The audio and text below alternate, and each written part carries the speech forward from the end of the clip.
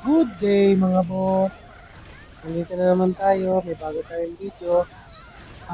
Mag-a-update lang ako kasi kakatapos lang kahapon ng regular maintenance. At meron kaming napansin. Ah, Dito sa item natin, yung Heroes Token. Yan, yung Heroes Token, mahalaga yan paggawa ng Mythic Accessories. Ngayon, nagkaroon yata ng bago, ewan, baka kasama part lang ng naging maintenance, di na siya nakikita dito sa marketplace. Wala na siya. Katabi lang siya ng fracture. Yung nakukuha sa rig. Wala na. Kahit search siya, di na siya makikita dito. Pwede kayo magbenta pero hindi kayo makakabili.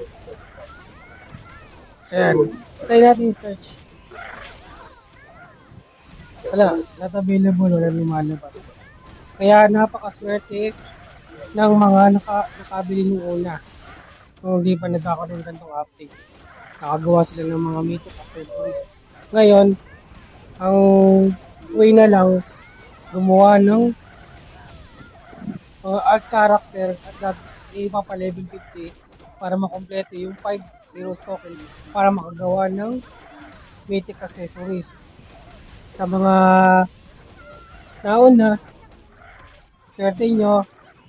Pero ngayon, sa mga nakulit, good luck. Todo grind ang gagawin namin ngayon. Sana magkaroon ng solusyon ito ng season. Yun lang, maraming salamat mga boss.